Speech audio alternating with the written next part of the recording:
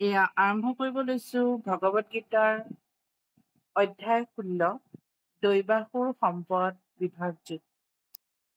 ইয়াত ভগৱান শ্ৰীকৃষ্ণই কৈছে অভয়ম সত্য সংশুদ্ধি জ্ঞান যোগ ব্যৱস্থিতি দানম দমশ যজ্ঞস স্বাধ্যায় তপ আচৰ্বম অহিংসা সত্যম অক্ৰোধ ত্যাগ শান্তি अपैशुनम दया भूतेषु अलुप्तम मादर्वं ह्रि असाफलम तेज क्षमा धृति शोषम अद्रुह नातिमानिता भवन्ति सम्पदं दैवम् आभिजात्यस्य भारत। পৰম পুৰুষ পৰমেশ্বৰে কলে, হে ভাৰত, ভয়হীনতা, সত্তাৰ শুদ্ধি, জ্ঞান যোগৰ অনুশীলন, দানশীলতা, মনৰ সংযম, যজ্ঞৰ অনুষ্ঠান, বেদৰ অধ্যয়ন, তপস্যা, সৰলতা, অহিংসা, সত্যবাদিতা, ক্ৰোধহীনতা, বৈৰাগ্য, শান্তি, পৰৰ দুখ উৎঘাটনৰ প্ৰতি অনীহা, প্ৰাণীসমূহৰ প্ৰতি দয়া, লোভশূন্যতা, কোমলতা, নম্ৰতা, দৃঢ় সংকল্পতা, তেজস্বিতা, ক্ষমা, ধৈৰ্য, সুচিতা, ঈৰ্ষাহীনতা আৰু সন্মানৰ প্ৰতি নিৰ্লোভে হল দৈবী সম্পদ সমন্বিতে জন্ম লোৱা সকলৰ গুণ। এইটো দৃঢ় বিশ্বাস থাকিব লাগিব যে যি জীৱাত্মাই কৃষ্ণৰ ওচৰত আত্মসমৰ্পণ কৰে, কৃষ্ণই পৰমাত্মা ৰূপে সেই জীৱৰ সকলো দায়িত্ব বহন কৰে। জীৱই ভাবিব লাগে, মই কেতিয়াও অকলশৰীয়া নহওঁ, আনকি মই যদি এখন অৰণ্যৰ আটাইতকৈ অন্ধকাৰ অংশতো থাকিবলগীয়া হয়, তেতিয়াও কৃষ্ণই মোৰ লগতে থাকি মোক সৰ্বতো প্ৰকাৰে ৰক্ষা কৰিব। মনৰ সেই বিশ্বাসকে বোলা হয় অভয় বা ভয়হীনতা। এতিয়া সত্যগুণ সম্পন্ন হৈ বেদৰ বিধান অনুসৰি কৰা যিবিলাক কৰ্মই মুক্তিৰ পথত আগুৱাই যাবৰ বাবে মংগলজনক বুলি নিৰ্ণয় কৰা হৈছে, সেইবিলাককে দৈবী প্ৰকৃতিৰ কৰ্ম বোলা হৈছে। যিসকল দৈবী প্ৰকৃতিত অধিষ্ঠিত, তেওঁলোক মুক্তিৰ পথত অগ্ৰসৰ হ'ব পাৰে। দৈবী সম্পদৰ লক্ষণসমূহ হ'ল, প্ৰথম হ'ল অভয়, অৰ্থাৎ কাৰো সহায় বা সহায়ৰ আশ্বাস নোহোৱাকৈ আৰু কেৱল পৰম পুৰুষ পৰমেশ্বৰৰ দয়াৰ ওপৰত নিৰ্ভৰ কৰি সন্ন্যাসীজন সদায় অকলশৰে থাকিব লাগে। সত্যশুদ্ধি, সন্ন্যাসীৰ জীৱনত নানান নীতি নিয়ম মানি চলিব লাগে। আটাইতকৈ প্ৰয়োজনীয় কথাটো হ'ল যে সন্ন্যাসীয়ে কোনো নাৰীৰ লগত ঘনিষ্ঠ সম্পৰ্ক ৰাখিব নোৱাৰিব বুলি কঠোৰ নিয়ম বান্ধি দিয়া আছে। জ্ঞান যোগৰ অনুশীলন, গৃহস্থী আৰু আন যিসকলে আধ্যাত্মিক অগ্ৰগতি লাভৰ বাবে জীৱনৰ যি মূল লক্ষ্য আছে তাৰ বিষয়ে পাহৰি গৈছে, তেওঁলোকৰ মাজত জ্ঞান বিলাই দিয়াটোৱে সন্ন্যাসীৰ জীৱনৰ উদ্দেশ্য। নিজৰ জীৱন ধাৰণৰ বাবে সন্ন্যাসীয়ে ঘৰে ঘৰে মাগি ফুৰিব লাগে, কিন্তু ইয়াৰ অৰ্থ এনে নহয় যে সন্ন্যাসীজন এজন মগনীয়া। আধ্যাত্মিকভাৱে অগ্ৰগতি লাভ কৰা ব্যক্তিজনৰ বাবে নম্ৰতাও এটা থাকিবলগীয়া গুণ, আৰু সেইবাবেই তেনে নম্ৰতাৰ ভাৱ মনত লৈ সন্ন্যাসীজন গৃহস্থীৰ দুৱাৰে দুৱাৰে ঘূৰি ফুৰে। দৰাচলতে কেৱল ভিক্ষা কৰিবৰ বাবেই যে যায় এনে নহয়। সন্ন্যাসীজন গৃহস্থক চাবলৈ যায় আৰু তেওঁলোকৰ মনত কৃষ্ণ ভাৱনা জগাই তুলিবৰ বাবেহে ঘৰে ঘৰে ঘূৰি ফুৰে। চতুৰ্থতে দানশীলতা, অৰ্থাৎ দান কৰাটো গৃহস্থীসকলৰ গুণ। গৃহস্থীসকলে সৎ পথেৰে জীৱিকা উপাৰ্জন কৰিব লাগে আৰু উপাৰ্জিত ধনৰ শতকৰা 50% সমগ্ৰ বিশ্বতে কৃষ্ণ ভাৱনাৰ প্ৰচাৰৰ কামত ব্যয় কৰিব লাগে। গৃহস্থীয়ে এনে প্ৰচাৰৰ কামত লাগি থকা অনুষ্ঠানসমূহৰ বাবেও দান দিব পাৰে। যোগ্যজনকহে দান দিয়া উচিত। এই কথা পাছত ব্যাখ্যা কৰা হ'ব যে সাত্বিক দান, ৰাজসিক দান, তামসিক দান আদি নানান প্ৰকাৰ দান আছে। শাস্ত্ৰই কেৱল সাত্বিক দান কৰিবৰ বাবেহে উপদেশ দিছে। ৰাজসিক আৰু তামসিক দান দিবৰ বাবে উপদেশ দিয়া নাই, কাৰণ ৰাজসিক আৰু তামসিক দান কৰিলে ধনখিনি অথলে যায়। কেৱল সমগ্ৰ বিশ্বতে কৃষ্ণ ভাৱনাৰ প্ৰচাৰ কৰিবৰ বাবেহে দান দিব লাগে। সেইটোৱেই সাত্বিক দান। আত্মসংযমৰ বিষয়ে ক'বলৈ হলে এই গুণটো কেৱল ধাৰ্মিক সমাজখনৰ আন আশ্ৰমৰ লোকৰ বাবেই নহয়, কিন্তু গৃহস্থীসকলৰ বাবেও বিশেষভাৱে প্ৰয়োজনীয়। তেওঁৰ যদি এগৰাকী পত্নী থাকে, গৃহস্থীজনে পিছে যৌন জীৱনৰ বাবে অবাবতে তেওঁৰ ইন্দ্ৰিয়সমূহ ব্যৱহাৰ কৰিব নালাগে। গৃহস্থী মানুহৰ যৌনাচাৰৰ ক্ষেত্ৰতো বাধা নিষেধ কিছুমান আছে। কেৱল সন্তান বৃদ্ধিৰ বাবেহে যৌনাচাৰ কৰিব লাগে। যদি আৰু সন্তানৰ প্ৰয়োজন নাই, তেনেহলে নিজৰ পত্নীৰ লগতো যৌন সম্পৰ্কৰ সুখ বিচাৰিব নালাগে। কাৰোবাৰ যদি কৃষ্ণ ভাৱনা সম্পন্ন সন্তান জন্ম দিয়াৰ ক্ষমতা আছে, তেনেহলে তেওঁ 100 জন সন্তানক জন্ম দিয়ক, কিন্তু তেনে ক্ষমতা নাথাকিলে কেৱল ইন্দ্ৰিয় সুখৰ বাবে যৌনাচাৰ কৰাটো উচিত নহয়। যজ্ঞৰ অনুষ্ঠান। গৃহস্থই কৰিবলগীয়া আন এটা কাম হ'ল যজ্ঞ। এই যুগৰ বাবে বিহিত উত্তম যজ্ঞটো হ'ল সংকীৰ্তন যজ্ঞ। ই আটাইতকৈ কম খৰচী যজ্ঞ। সকলোৱে এই যজ্ঞৰ অনুষ্ঠান কৰি সুফল লাভ কৰিব পাৰে। স্বাধ্যায় অৰ্থাৎ বেদৰ অধ্যয়নৰ বিধান দিয়া হৈছে ব্ৰহ্মচৰ্য বা ছাত্ৰ জীৱনৰ বাবে। ব্ৰহ্মচাৰী নাৰীৰ লগত কোনো সম্পৰ্ক থকা উচিত নহয়। কৌমাৰ্য অৱলম্বন কৰি আধ্যাত্মিক জ্ঞান আহৰণৰ অভিলাষী হৈ বেদ অধ্যয়নত মনোনিৱেশ কৰি দিন কটাব লাগে, আৰু ইয়াকে স্বাধ্যায় বোলা হয়। তপ বা তপস্যা বিশেষকৈ বানপ্ৰস্থ জীৱনৰ বাবে অনুমোদিত। কোনো ব্যক্তিয়ে চিৰজীৱন গৃহস্থাশ্ৰমত থাকিব নালাগে। এই কথা সদায় মনত ৰাখিব লাগে যে মানুহৰ জীৱনকালৰ 4টা বিভাগ আছে। সেইকেইটা হ'ল ব্ৰহ্মচৰ্য, গৃহস্থ, বানপ্ৰস্থ আৰু সন্ন্যাস আশ্ৰম। গতিকে গৃহস্থৰ জীৱন শেষ কৰি অৱসৰ ল'ব লাগে। যদি কোনো ব্যক্তি 100 বছৰ জীয়াই থাকে, তেনেহলে তাৰে 25 বছৰ ছাত্ৰ জীৱনত, 25 বছৰ গৃহস্থী জীৱনত, 25 বছৰ বানপ্ৰস্থী জীৱনত আৰু 25 বছৰ সন্ন্যাসীৰ জীৱনত কটাব লাগে। বৈদিক ধৰ্মৰ ব্যৱস্থাৰ এই নিয়ম। গৃহস্থী জীৱনৰ পৰা অৱসৰ লৈ কায় মনোবাক্যৰ ক্ষেত্ৰত, কায় মন আৰু বাক্যৰ ক্ষেত্ৰত কঠোৰ সংযমৰ অনুশীলন কৰিব লাগে। সেই তপস্যা। বৰ্ণাশ্ৰম ধৰ্মৰ বাবে সমগ্ৰ সমাজখনৰ উদ্দেশ্যই হ'ল তপস্যাৰ সাধন। তপস্যাৰ অবিহনে কোনো মনুষ্যই মুক্তি লাভ কৰিব নোৱাৰে। অষ্টমতে আছে সৰলতা। ই হ'ল ব্ৰাহ্মণ সুলভ গুণ। কিন্তু এই গুণটো জীৱনৰ কোনো এটা নিৰ্দিষ্ট আশ্ৰমৰ বাবে নহয়, বৰং ব্ৰহ্মচৰ্য, গৃহস্থ, বানপ্ৰস্থ আৰু সন্ন্যাস এই 4ও আশ্ৰমৰ বাবে। সকলোৱে নিতান্ত সৰল আৰু পোনপটীয়া হোৱা উচিত। নৱমত আছে অহিংসা। অহিংসা অৰ্থাৎ আত্মাৰ উদ্ধাৰ। আত্মাক অধোগতিলৈ নিয়াই হ'ল অহিংসা। শ্ৰীকৃষ্ণই কয়, যদি মই সাৱধান হৈ কৰ্ম নকৰোঁ, তেতিয়াহলে মই সম্পূৰ্ণ প্ৰজাৰ হত্যা কৰোঁতা আৰু বৰ্ণ সংকৰৰ কৰ্তা হৈ পৰোঁ। আত্মাৰ শুদ্ধ বৰ্ণ হ'ল পৰমাত্মা। আত্মা পথভ্ৰষ্ট হৈ প্ৰকৃতিত ঘূৰি ফুৰাই হ'ল বৰ্ণ সংকৰ। আত্মাৰ অৱনতিটোৱেই হ'ল হিংসা, আৰু আত্মাৰ উদ্ধাৰেই হ'ল অহিংসা। সত্যবাদিতা। সত্যৰ অৰ্থ যথাৰ্থ আৰু প্ৰিয় ভাষণ নহয়। আপুনি কয় যে এই বস্ত্ৰ মোৰ, তেতিয়া আপোনাৰ সত্য কথা কোৱা হ'লনে? ইয়াতকৈ ডাঙৰ মিথ্যা কি হ'ব পাৰে? যেতিয়া শৰীৰেই আপোনাৰ নহয়, নশ্বৰ, তেতিয়াহলে ইয়াক ঢাকিবৰ বস্তু আপোনাৰ নিজৰ হ'বনে?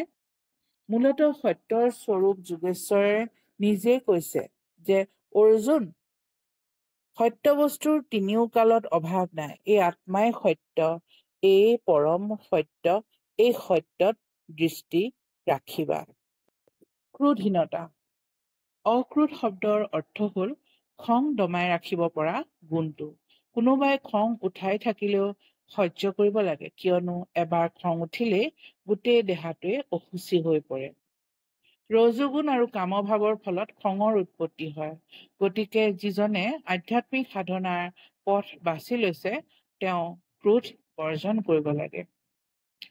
বৈৰাগ্য, শান্তি, পৰৰ দুখ খুচৰাৰ প্ৰতি অনীহা। অপৈশুনম শব্দৰ অৰ্থ হ'ল যে আনৰ দুখ খুচৰি ফুৰিব নালাগে, অবাবতে আনৰ দুখ শুধৰাবলৈকো যাব নালাগে। অৱশ্যে চোৰ এটাক চোৰ বুলি কোৱাটো আনৰ দুখ উদ্ঘাটনত নপৰে, কিন্তু সৎ মানুহ এজনক চোৰ বুলি কোৱাটো আধ্যাত্মিক জীৱনত অগ্ৰগতি লাভ কৰাজনৰ পক্ষে নিতান্তই নিন্দনীয়। সকলো প্ৰাণীৰ প্ৰতি দয়া, লোভশূন্যতা, কোমলতা, দৃঢ় সংকল্প, অচাপলম বা মনৰ দৃঢ়তাৰ অৰ্থ হ'ল এটা বা দুটা চেষ্টাত সফল নহলে উত্তেজিত হৈ পৰিব নালাগে বা নিৰাশ হ'ব নালাগে। কোনো চেষ্টা ব্যৰ্থ হ'ব পাৰে, কিন্তু তাৰ বাবে দুখ কৰিব নালাগে, বৰং ধৈৰ্য আৰু মনৰ দৃঢ়তাৰে ক্ৰমে ক্ৰমে আগুৱাই যাব লাগে। তেজস্বিতা, ইয়াত তেজস শব্দটো ক্ষত্ৰিয়সকলক উদ্দেশ্য কৰি দিয়া হৈছে। ক্ষত্ৰিয়সকল সদায় সবল হৈ থাকিব লাগে আৰু দুৰ্বলীসকলক আশ্ৰয় দিবৰ বাবে সক্ষম হ'ব লাগে। তেওঁলোকে নিজকে অহিংস হৈ দেখুৱাব নালাগে। যদি হিংসাৰ প্ৰয়োজন হয়, তেন্তে তেওঁলোকে অৱশ্যেই সেয়া প্ৰদৰ্শন কৰিব লাগিব। কিন্তু কোনো ব্যক্তি যদি তেওঁৰ শত্ৰুক দমন কৰিবলৈ সক্ষম, তেন্তে কোনো কোনো ক্ষেত্ৰত তেওঁ ক্ষমাও কৰিব পাৰে। তেওঁ সৰু সৰু অপৰাধবিলাকৰ বাবে ক্ষমা কৰিব পাৰে। ক্ষমা, ধৈৰ্য, সুচিতা অৰ্থাৎ পৰিষ্কাৰ হৈ থকা অৱস্থা, কেৱল মন আৰু দেহা শুচি হলেই নহব, আনৰ লগত ব্যৱহাৰৰ ক্ষেত্ৰতো সুচিতাৰ প্ৰয়োজন। ঈৰ্ষাহীনতা, সন্মানৰ প্ৰতি নিৰ্লোভ, এই গুণ ক্ষুদ্ৰ বা বনোৱা শ্ৰেণীৰ বাবে। বৈদিক বিধি অনুসৰি 4টা বৰ্ণৰ ভিতৰত এই বৰ্ণটোৱেই নিম্নতম। তেওঁলোকে অনাৱশ্যক মান সন্মান বিচাৰি হাবাথুৰি খাব নালাগে। নিজৰ যি মৰ্যাদা আছে তাকে লৈয়ে থাকিব লাগে। সমাজ ব্যৱস্থা নিয়াৰিকৈ চলি থাকিবৰ বাবে ক্ষুদ্ৰই উচ্চ বৰ্ণক দিবলগীয়া সন্মান দিব লাগে। এই শব্দৰ অৰ্থ হ'ল মানুহজন অত্যন্ত বিনয়ী হ'ব লাগে আৰু কোনো ধৰণৰ নিন্দনীয় কাম কৰিব নালাগে। এইদৰে যি 26টা গুণৰ কথা কোৱা হ'ল, সেইকেইটা হ'ল দৈৱী গুণ। সামাজিক আৰু বৃত্তিগত শ্ৰেণী বিভাজনৰ ক্ষেত্ৰত বান্ধি দিয়া নিয়ম অনুসৰি এই গুণসমূহৰ অনুশীলন কৰিব লাগে। তাৎপৰ্য হ'ল এই যে বৈষয়িক অৱস্থা শোচনীয় হোৱা স্বত্বেও সকলো শ্ৰেণীৰ মানুহে যদি এই গুণসমূহৰ উৎকৰ্ষ সাধন কৰিব পাৰে, তেতিয়া ক্ৰমে ক্ৰমে আধ্যাত্মিক উপলব্ধিৰ উচ্চতম স্তৰত গৈ উপনীত হ'বগৈ পাৰে। দন্ত দৰ্প অভিমানশ ক্ৰোধ পাৰুষ্যমেৱ চ অজ্ঞানম চ অভিজাতস্য পাৰ্থ সম্পদম আসুৰীম। হে পাৰ্থ, গৰ্ব, অহংকাৰ, অভিমান, ক্ৰোধ, কঠোৰতা আৰু অজ্ঞতা এইকেইটাক অসুৰ প্ৰকৃতিৰ লোকৰ গুণ বুলি জানিবা।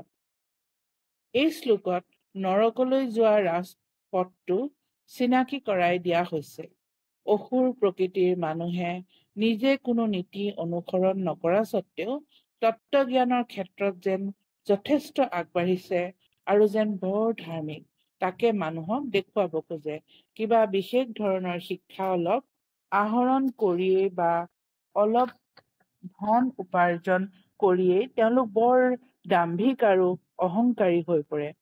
তেওঁলোকে বিচাৰে যে আনে তেওঁলোকক পূজা কৰক, নিজে সন্মানৰ যোগ্য নহৈও তেওঁলোকে আনৰ পৰা সন্মান দাবী কৰে। সৰু সৰু কথাতে তেওঁলোকে খং কৰে আৰু মাৰ্জিত নহৈ ঋক্ষভাৱে কথা কয়। কি কৰিব লাগে, কি কৰিব নালাগে তাক তেওঁলোকে নাজানে। সকলো কামকে নিজৰ ইচ্ছামতে ভাল বেয়া বিচাৰ নকৰাকৈ কৰে আৰু কাৰো কৰ্তৃত্ব মানি নলয়। মাতৃৰ গৰ্ভত থকা অৱস্থাত জীৱই এই আসুৰিক গুণবিলাক আহৰণ কৰে আৰু যিমানেই বয়সত ডাঙৰ হয়, সিমানেই এই অমংগলীয়া গুণবিলাক প্ৰকট হৈ পৰে। দৈবী সম্পদ বিমোক্ষায় নিবন্ধায় আসুৰী মাতা মাশুষ সম্পদম দৈবীম অভিজাত অসি পাণ্ডৱ। দৈবী গুণৰাজিৰ সহায়ত মুখ্য লাভ হয় আৰু আসুৰিক গুণসমূহে বন্ধনত পেলাই বুলি মানি লোৱা হৈছে। কিন্তু সেই পাণ্ডৱ, তুমি চিন্তা কৰিব নালাগে, কাৰণ তুমি দৈবী সম্পদসমূহক লৈয়ে জন্ম গ্ৰহণ কৰিছা। দো ভূত স্বৰ্গো লোকে অস্মিন দৈৱ আসুৰ এৱ চ দৈৱবিষ্ট ৰস প্ৰোক্ত আসুৰম পাৰ্থ মে শৃণু। হে পাৰ্থ, এই পৃথিৱীত দুই ধৰণৰ সৃষ্ট জীৱ আছে। এবিধ হল দিব্য ভাৱযুক্ত আৰু আনবিধ হল আসুৰিক গুণযুক্ত। মই ইতিমধ্যে দিব্য গুণসমূহৰ বিষয়ে বহলাই কলো। এতিয়া তুমি মোৰ পৰা আসুৰিক গুণসমূহৰ বিষয়ে শুনি লোৱা। प्रवृत्तिं स निवृत्तिं स जना न विदु आशुरा न शोषं न अपीश न आसार न सत्यम तेषु विद्यते। কি কামত প্ৰবৃত্ত হ'ব লাগে আৰু কি কামৰ পৰা নিবৃত্ত হৈ থাকিব লাগে সেই কথা আসুৰিক প্ৰকৃতিৰ মানুহবিলাকে নাজানে। তেওঁলোকৰ সুচিতা, সদাচাৰ আৰু সত্যবাদিতাও নাই। প্ৰতিখন সভ্য মানৱ সমাজতে শাস্ত্ৰই বান্ধি দিয়া কিছুমান নীতি নিয়ম থাকে আৰু সেইবিলাকৰ আৰম্ভণিৰ পৰাই মানি চলা হয়। বিশেষকৈ যি আৰ্যসকলে বৈদিক সভ্যতাৰ অনুশীলন কৰিছিল আৰু যিসকলে আটাইতকৈ আগবঢ়া সভ্য জাতি বুলি জনা যায়, তেওঁলোকৰ মাজত শাস্ত্ৰীয় অনুশাসন মানি নচলাবিলাকক আসুৰিক প্ৰকৃতিৰ বুলি ধৰি লোৱা হয়। সেইবাবে ইয়াত কোৱা হৈছে যে আসুৰিক প্ৰকৃতিৰ মানুহবিলাকে শাস্ত্ৰৰ নীতি নিয়মবিলাক নাজানে আৰু সেইবিলাক মানি চলিবৰ বাবে তেওঁলোকৰ কোনো আগ্ৰহো নাই। তেওঁলোকৰ বহুতেই সেই নীতি নিয়মবিলাক নাজানে আৰু যদি তেওঁলোকৰ মাজৰ কোনোবাই জানেও তেওঁলোকৰ তেনে নীতি নিয়ম মানি চলাৰ প্ৰবৃত্তি নাথাকে। তেওঁলোকৰ এই ক্ষেত্ৰত বিশ্বাসো নাথাকে আৰু বেদৰ বিধান মানিবৰ বাবে আগ্ৰহৰো অভাৱ হয়। আসুৰিক প্ৰকৃতিৰ লোকবিলাকৰ বাহ্যিক আৰু আভ্যন্তৰিক দুয়োবিধ সুচিতাৰে অভাৱ। গা ধুই দাঁত ঘঁহা, দাড়ি খুৰাই কাপোৰ সলোৱা আদি কামবিলাক কৰি দেহটোক সদায় পৰিষ্কাৰ কৰি ৰখাৰ ক্ষেত্ৰত সাৱধানতা ল'ব লাগে। আভ্যন্তৰীণ সুচিতাৰ বাবে অনবৰতে ভগৱানৰ নাম কীৰ্তন কৰিব লাগে। আসুৰিক প্ৰকৃতিৰ মানুহবিলাকে বাহ্যিক আৰু আভ্যন্তৰিক সুচিতাৰ বিষয়ে এনে নিয়মবিলাক পচন্দ নকৰে আৰু জানিলেও মানি নচলে। असत्यम अप्रतिष्ठम ते जगत आंत अनश्चिरम अपरस्पर সম্ভূতম কিমন্যত কাম হেতুকম। তেওঁলোকে কয় যে জগতখন অসত্য, ভিত্তিহীন আৰু ইয়াক নিয়ন্ত্ৰণ কৰিবৰ বাবে কোনো ঈশ্বৰ নাই। তেওঁলোকে কয় যে কোনো কাৰণ সম্বন্ধৰ পৰা জগতখনৰ উৎপত্তি হোৱা নাই, কেৱল কাম ভাৱৰ পৰাই উৎপত্তি হৈছে, আন একো কাৰণ নাই। एतां दृष्टिम् अवस्तभ्य नष्ट आत्मानः अल्पबुद्धया प्रभवन्ति उग्रकर्माणा क्षयाय जगत अहिता। যিসকলে নিজৰ আত্মাৰ পৰিচয় পাহৰি গৈছে, যিসকলৰ বুদ্ধি হত হৈছে, সেই আসুৰিক প্ৰকৃতিৰ লোকসকলে এনে এটা ভুল সিদ্ধান্ত লৈ জগতখনৰ ধ্বংসৰ বাবে কিছুমান অহিতকৰ ভয়ংকৰ কামত প্ৰবৃত্ত হয়। कामम् आश्रितो दुपुरं दम्भमानमदादम्पिता मोहगृहीता असद्ग्रहणा प्रवर्तन्ते अहुषिव्रता। আসুৰিক গুণ সম্পন্ন মানুহবিলাক দুৰ্দমনীয় কাম ভাৱৰ বৰ্ষৱৰ্তী হৈ দম্ভ, মিথ্যা সন্মানবোধ আৰু মত্ততাৰ প্ৰাবল্যত মোহগ্ৰস্ত হয় আৰু অসত্য ইন্দ্ৰিয় বিষয়বিলাককে সত্য বুলি গ্ৰহণ কৰি অসুচি ধৰণৰ কামবিলাকত প্ৰবৃত্ত হয়। আজিলৈ ইমানেই।